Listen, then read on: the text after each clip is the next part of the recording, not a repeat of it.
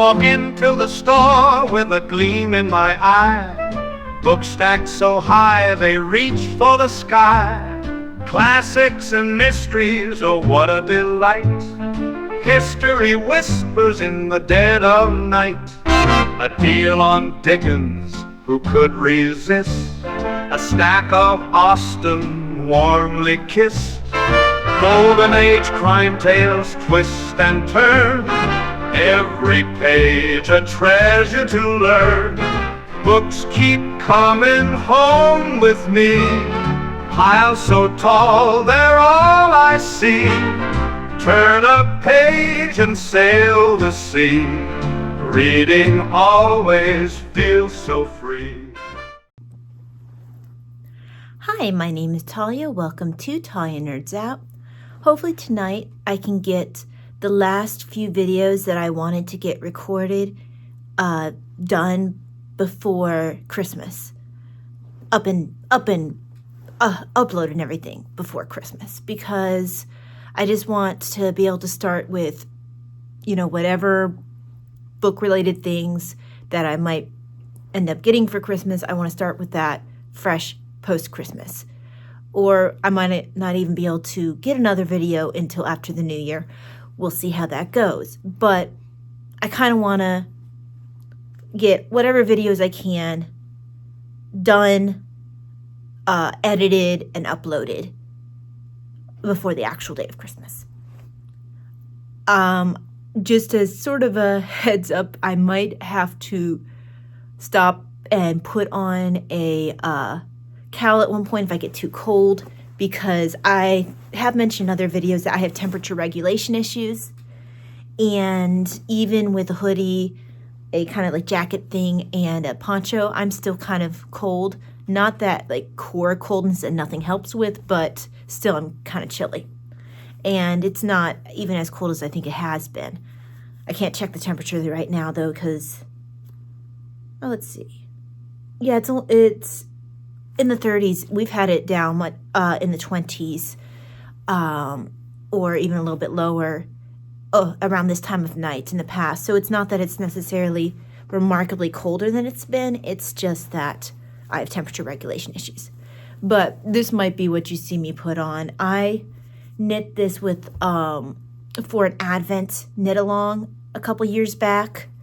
And this was supposed to be like it was for each of the days of Advent. Let's see, so that's, I think it was supposed to be over each day, because it's 1, 2, 3, 4, 5, 6, 7, 8, 9, 10. It must have been more than days, because there's more than 10 days in Advent. I can't remember how she managed to get it spread into only 10 days. Maybe we had a certain number of days for each. That makes more sense. There's no way she expected us to knit each little section for a day. But there was a different pattern. It's supposed to be like a swatch thing. You have your green trees there. Then I had like this little silvery snow section, although it's like a green actually. She just had like different patterns to kind of give you that Christmassy feel. And I tried to have colors that worked with that. And then ending with this sparkly red. But yeah, if I pause for a moment to put that on, you'll notice because I'm cold. Sorry, my arm's itching me. There we go. Anyway, let me fold that up and move it to the side. It looks like I pulled on one of the stitches or split one of the stitches or something. I'll fix that later. Anyway, so my book haul is going to be separated into 3 different videos just for a more timely experience. I do try to, if at all possible, keep my videos half an hour or less. I don't always succeed, but I do try to keep them fairly short, even if I have to split a video that was recorded all at one time into several smaller videos to make it more digestible.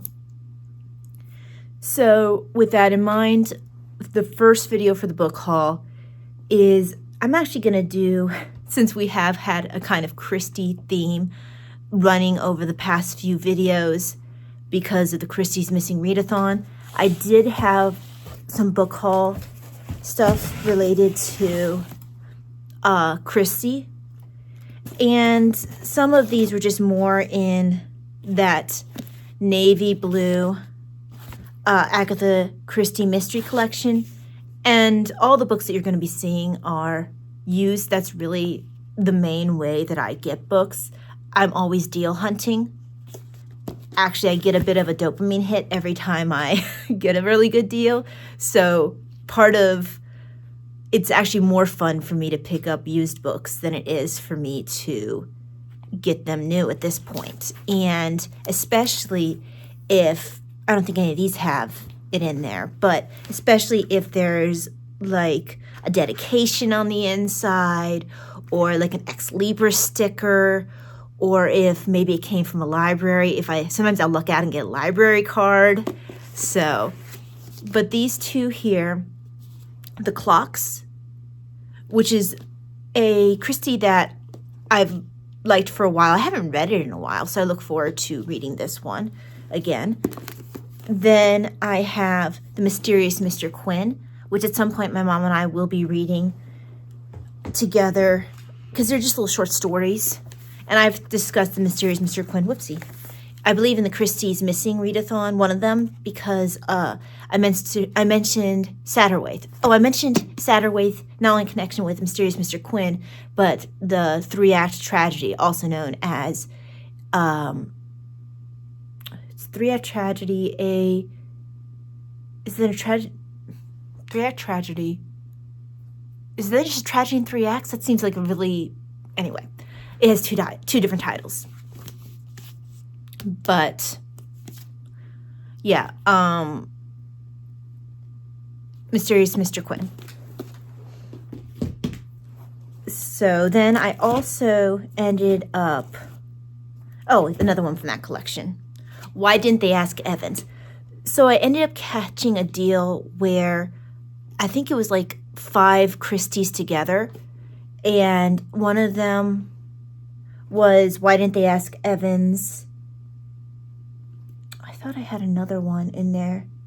I must have been, it was 3-act tragedy, which I showed in my Christie's Missing Readathon review video.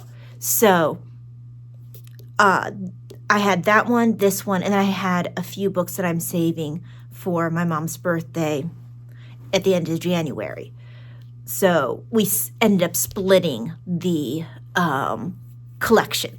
And like I said, I got Why Didn't They Ask Evans, also known as The Boomerang Clue, which I didn't know about that title until fairly recently. And they don't even have the other title on here. So The Boomerang Clue must not be the most common of titles for Why Didn't They Ask Evans, since it's not even mentioned in the interior of this book. But, yeah, so I got 2 of the 5 books, and she has the other 3. Then I had a couple of these books I ended up reading for Christie's Missing. I ended up doing Murder at the Vicarage and Dead Man's Folly. I look forward to reading again Sad Cypress. For whatever reason, I've only read this one once.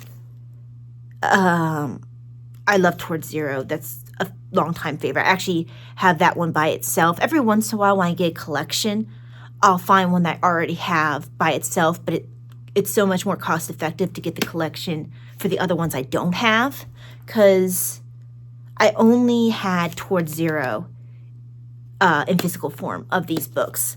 I needed Murder at the Vicarage, Dead Man's Folly, Sad Cypress, and NRM. And the only one of them that I have not at this point read is NRM, because I've had like a bit of a mental block of finishing the Tommy and Tuppence series. So I'm hoping that this will help me get over that mental block, and I'll eventually end up actually reading NRM. Then I have the Christie commentary books, the literary commentary books. And if you've been watching this channel for any period of time, I'm sure you've gathered that I enjoy books that have literary commentary. Even if I don't always agree with the commentary, I'll argue with the author in the margins.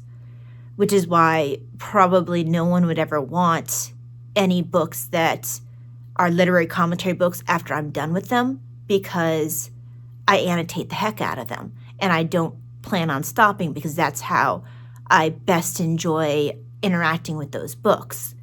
And most likely I would revisit those and revisit those notes. But the first one I think that I got, and these books I ended up finding from the introduction of the Agatha Christie biography that I mentioned in my last, I think it was in my last video. I mentioned that I was currently reading an Agatha Christie biography. And at the introduction to that biography, it mentioned these 3 books. So I went and I found them. Oh, and it also mentioned the one about Agatha Christie, the covers of Agatha Christie's books that were drawn by Tom Adams.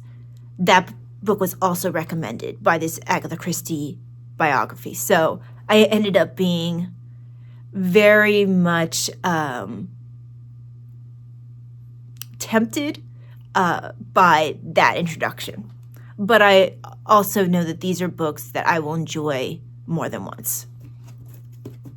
I think the first one that I found was... Actually, I'm not sure which is the first one I found. So I'll just do this one first. So first here I have Agatha Christie, Mistress of Mystery. It looks like I got it. It has a stamp in it, so it says Harold Ober Associates from New York. So there's that. I also randomly got a postcard in here that's like, it's really weird. They actually have, it looks like they actually sent this postcard to somebody. And then I don't know if it was like the only scrap of card they had available, and they just scrawled over the top of it, "Hey, I hope you enjoyed this. Check out our Etsy shop."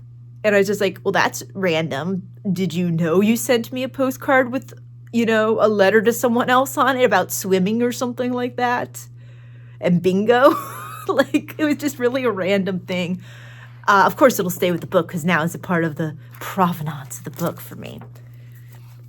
But it's in decent shape. I mean, it's got some discoloring up here, but not a big deal.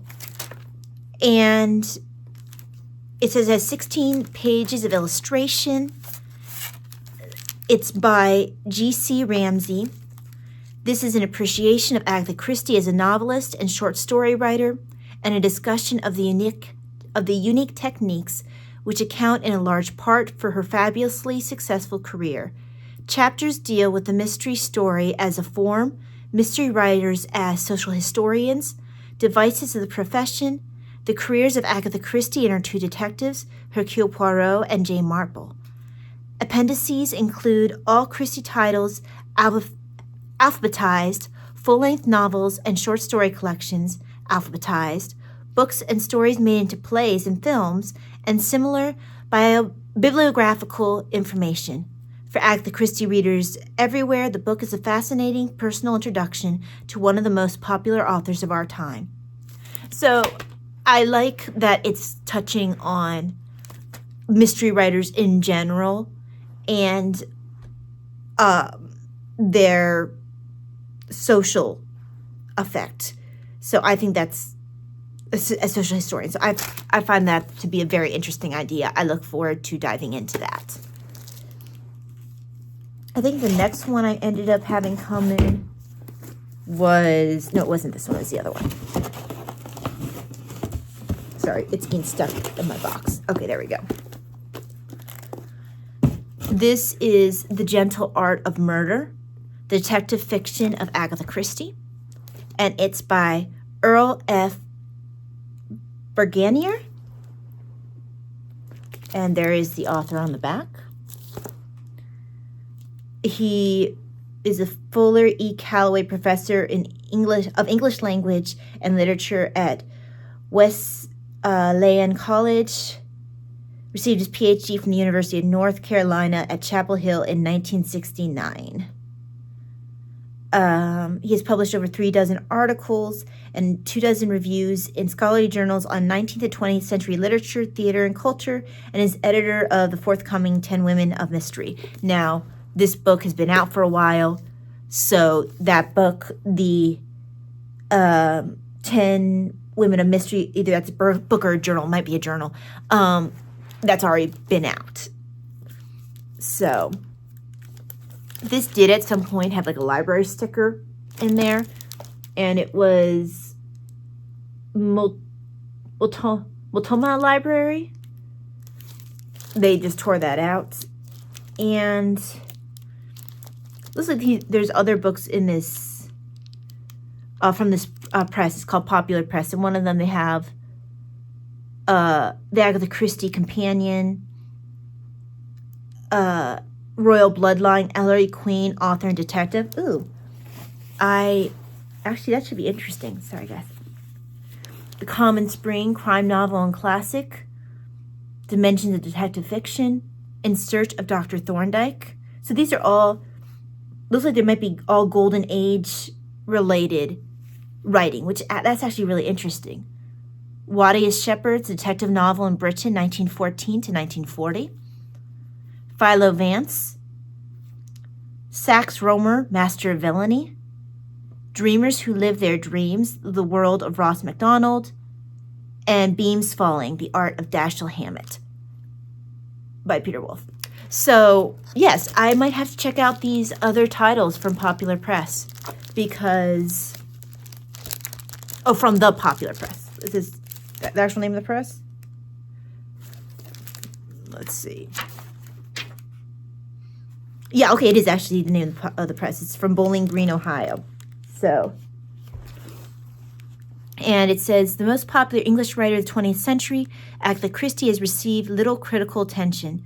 This study of the technique of her detective fiction, 67 novels and 117 short stories, I didn't realize she wrote quite that many short stories, is the first extensive analysis of her accomplishment as a writer. Her work is of the type called Golden Age or classic detective fiction, and the study begins with a survey of the nature of that genre. Barganier then examines the major elements of Christie's fiction: setting, character, plot, and theme, as well as other narrative devices and techniques. The study demonstrates that Christie thoroughly understood the conventions of her genre and, with seemingly inexhaustible ingenuity, was able to develop for over 50 years surprising variations within those conventions. Hercule Poirot, Miss Jane Marple, and her other detectives have entertained millions around the world as they solve the baffling problems she set for them, and as Barganier clearly shows, though those problems are most often the result of murder, Christie's presentation of them is gentle. So I look forward to reading this, and it's interesting. They do seem to come at her work from a slightly different perspective, which is great. And I will have to check out the other works here because they sound really interesting. Right up my alley. Sorry. And then the final one here that came in is Talent to Deceive, an appreciation of Agatha Christie by Robert Bernard.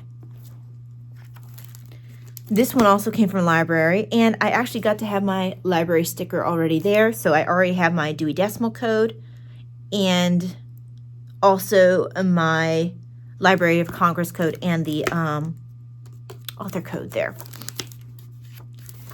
And it has that nice little withdrawn stamp, and I really hit the jackpot for this one. I have a library pocket already in there with the library there, and a removable library card. I will be stamping this card. Last time it was borrowed was February 30th in 1988. So this was a little over a year after I was born.